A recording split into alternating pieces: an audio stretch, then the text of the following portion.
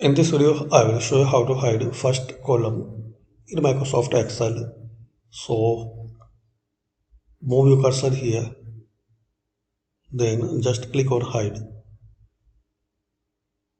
So this way you can hide a first column. Similarly, you can hide first row. Right click on row and hide it.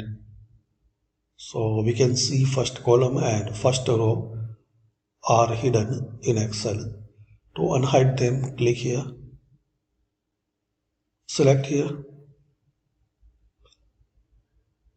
and in the format, in the cells in the format, hover cursor to hide and unhide. Here select unhide columns. Similarly, you can unhide row. So select unhide row. So all the rows will be visible.